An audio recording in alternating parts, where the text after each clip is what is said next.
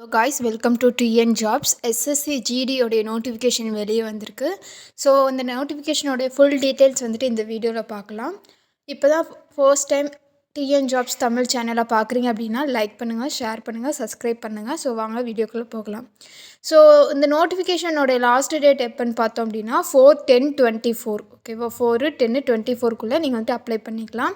So vacancy Tamil Nadu மட்டும் vacancy எவ்வளோ இருக்குது அப்படின்னா 1176, 1176 வேக்கன்சிஸ் வந்துட்டு தமிழ்நாட்டில் மட்டுமே இருக்குது. ஸோ அந்த எக்ஸாம்ஸை வந்துட்டு நம்ம இங்கிலீஷ்லேயும் எழுதலாம். ஆனால் இந்த எக்ஸாம் வந்துட்டு ஒரு கம்ப்யூட்டர் பேஸ்டு எக்ஸாம், கம்ப்யூட்டரில் தான் எழுத முடியும். ஓகேங்களா. ஸோ வாங்க அதனோட நோட்டிஃபிகேஷன் பிடிஎஃப்பை பார்க்கலாம். அதில் வந்துட்டு கொஞ்சம் டீட்டெயிலாக சொல்கிறேன். இதுதான் வந்துட்டு அவங்களுடைய நோட்டிஃபிகேஷன், அஃபிஷியல் நோட்டிஃபிகேஷனோடைய பிடிஎஃப். நீங்கள் அப்ளை பண்ணணும் அப்படின்னா இந்த வெப்சைட்டுக்குள்ளே போயிட்டு நீங்கள் அப்ளை பண்ணிக்கலாம். இந்த வெப்சைட்டுக்குள்ளே போயிட்டு அப்ளை பண்ணிக்கலாம். ஸோ என்றைக்கு ரிலீஸ் பண்ணியிருக்காங்க அப்படின்னா 5/9/2024 தான் ரிலீஸ் பண்ணியிருக்காங்க. ஸோ லாஸ்ட் டேட் பார்த்தோம் அப்படின்னா 14/10/2024 வரைக்கும், அது 14/10/2024 வரைக்குமே நமக்கு டைம் இருக்குது. பேமெண்ட்டுக்கு பார்த்தோம்னா அடுத்த நாள் ஒரு நாள் வரைக்கும் டைம் இருக்குது. ஸோ நீங்கள் வந்துட்டு பயப்பட தேவையில்லை, டைம் வந்துட்டு நிறையாவே இருக்குது. ஸோ எக்ஸாம் வந்துட்டு நான் முன்னாடியே சொல்லியிருக்கேன், எக்ஸாம் வந்துட்டு ஒரு கம்ப்யூட்டர் பேஸ்டு எக்ஸாம். அந்த எக்ஸாம் வந்துட்டு அந்த எக்ஸாம் டேட் எப்போ சொல்லுவாங்க அப்படின்னா ஜனவரிலேருந்து பிப்ரவரிக்குள்ளே நம்ம எதிர்பார்க்கலாம். ஓகேங்களா. ஏதாச்சும் நீங்கள் அப்ளிகேஷனில் வந்துட்டு கரெக்ஷன் பண்ணணும் அப்படின்னா அதுக்கு ஒரு டேட் கொடுத்துருக்காங்க. 5/11/2024 7/11/2024 நீங்கள் வந்துட்டு அந்த கரெக்ஷன் வந்துட்டு பண்ணிக்கலாம்.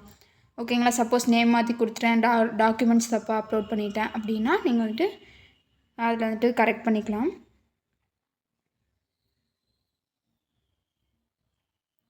இதில் சேல்ரி பார்த்தோம் அப்படின்னா ஸ்டார்டிங் சேல்ரி நமக்கு வந்துட்டு 18,000.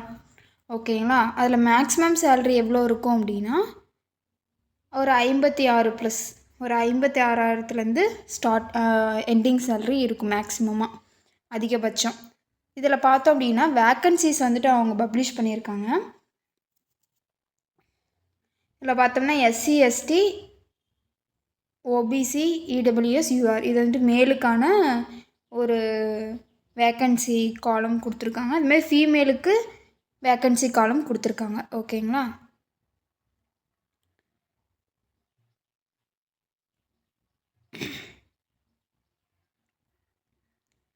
நெக்ஸ்ட்டு வந்துட்டு ஏஜ் ரிலாக்ஸேஷன் கொடுத்துருக்காங்க.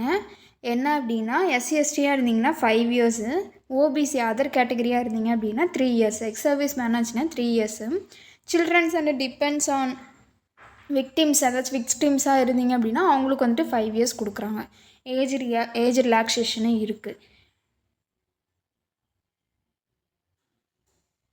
அதே மாதிரியே பாருங்கள், ஆன்லைன் அப்ளிகேஷனில் வந்துட்டு டேட் ஆஃப் பர்த் கரெக்டாக இருக்கணும். அதாவது recorded in the matriculation or higher secondary சர்டிஃபிகேட்டில் வந்துட்டு என்ன டேட் ஆஃப் பர்த் இருக்குது, என்ன நேம் இருக்கோ அதை அப்படியே வந்துட்டு நீங்கள் அப்ளிகேஷனில் வந்துட்டு ஃபில் பண்ணணும். ஸோ தப்பாக ஃபில் பண்ணிடக்கூடாது.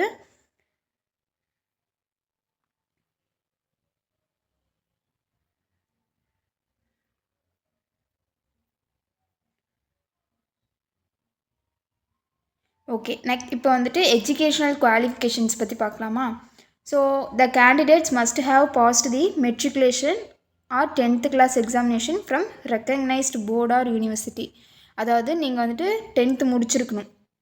ஓகேங்களா. 10th வந்துட்டு கண்டிப்பாக முடிச்சிருக்கணும். இந்த டேட்டுக்குள்ளே, அதாவது இந்த டேட்டுக்குள்ளே நீங்கள் வந்துட்டு 10th முடிச்சிருக்கணும்.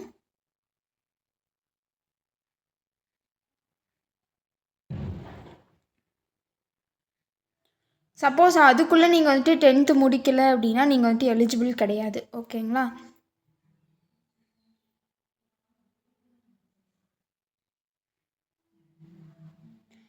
இதில் பார்த்தோம் அப்படின்னா ரிலாக்ஸேஷன் கொடுத்துருக்காங்க. அதாவது என்சிசியில் சி சர்டிஃபிகேட் வச்சுருந்தீங்க அப்படின்னா 5% of the maximum marks of the examination, அதாவது 5% வந்துட்டு போனஸ் மார்க்காக உங்களுக்கு கொடுப்பாங்க. அண்டு என்சிசியில் பி கிரேட் சர்டிஃபிகேட் வச்சுருந்தீங்க அப்படின்னா உங்களுக்கு 3% கொடுக்குறாங்க. ஓகேங்களா. அதே மாதிரியே என்சிசியில் ஏ சர்டிஃபிகேட் வச்சுருந்தீங்க அப்படின்னா 2% வந்துட்டு போனஸ் மார்க்ஸ் கொடுக்குறாங்க. ஸோ இது வந்துட்டு ரொம்ப பெரிய விஷயம். ஏன்னா போனஸ் மார்க்ஸ் இன்சென்டிவாக கொடுக்குறது, incentive marks or bonus marks அப்படின்னு சொல்லுவாங்க. சப்போஸ் நீங்கள் அந்த சர்டிஃபிகேட் வச்சுருந்தீங்க அப்படின்னா. ஓகேங்களா. இந்த பெனிஃபிட் வந்துட்டு யார் யாருக்கெல்லாம் இல்லை அப்படின்னா எக்ஸ் சர்வீஸ் மேன்ஸ்க்கு அந்த பெனிஃபிட் கிடையாது. ஓகேங்களா. அதுக்கப்புறமேட்டுக்கு க்ரூஷியல் டேட், அதாவது இந்த சர்டிஃபிகேட்லாம் ப்ரொடியூஸ் பண்ணும்போது க்ரூஷியல் டேட் வந்துட்டு 1/1/2025 அந்த சர்டிஃபிகேட் வந்துட்டு வாங்கியிருக்கணும். அதுக்கு அடுத்த நாள் நீங்கள் வாங்கியிருந்தீங்கன்னா கூட அந்த சர்டிஃபிகேட் வந்துட்டு அவங்க அக்செப்ட் பண்ணிக்க மாட்டாங்க. ஓகேங்களா. ஸோ நான் முன்னாடியே சொன்னேன் எப்படி அப்ளை பண்ணணும் அப்படின்னா இந்த வெப்சைட்டுக்குள்ளே போய் அப்ளை பண்ணணும்.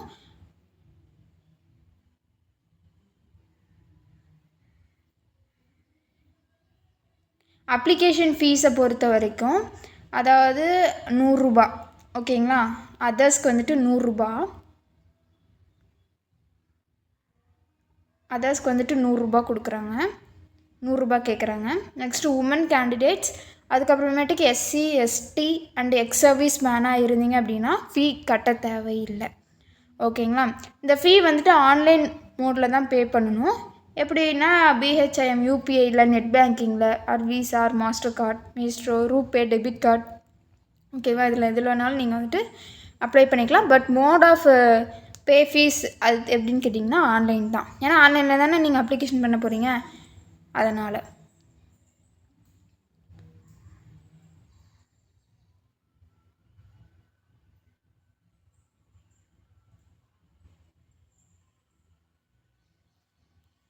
இதெல்லாமே வந்துட்டு அப்ளிகேஷன் கரெக்ஷன் நான் முன்னாடியே சொல்லியிருக்கேன். இது வந்துட்டு எக்ஸாம் சென்டர்ஸ். ஓகேங்களா. எக்ஸாம் சென்டர்ஸ் வந்துட்டு நீங்கள் கரெக்டாக கொடுங்க, அதில் வந்துட்டு மிஸ்டேக் பண்ணிடாதீங்க. ஸோ இப்போ வந்துட்டு சிலபஸ் பார்த்துடலாமா.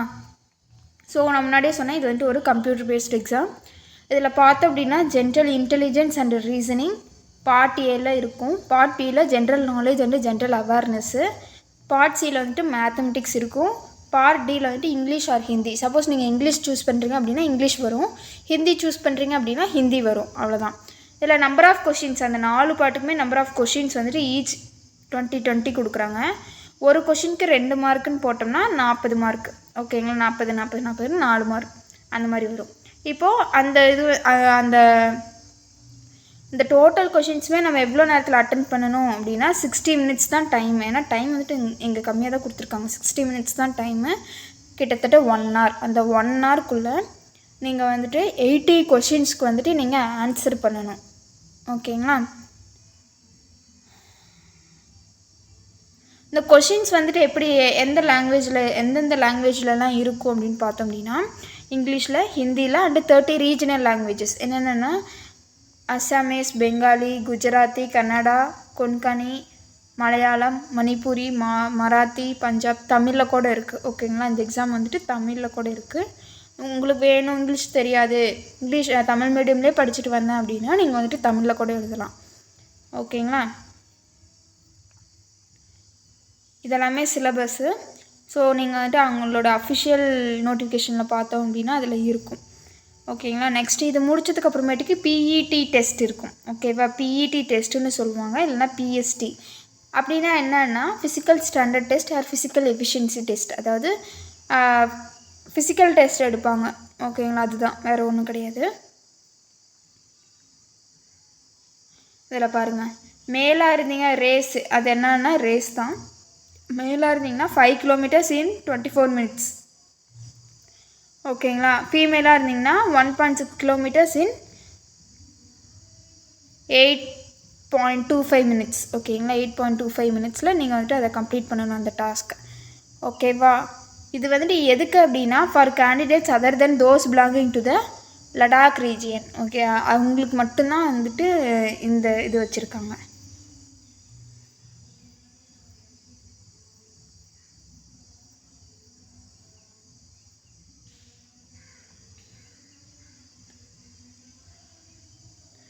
மோட் ஆஃப் செலெக்ஷன்ஸ் பார்த்தோம் அப்படின்னா யூஆருக்கு பார்த்தோம்னா 30% அவங்க வந்துட்டு கொடுக்குறாங்க.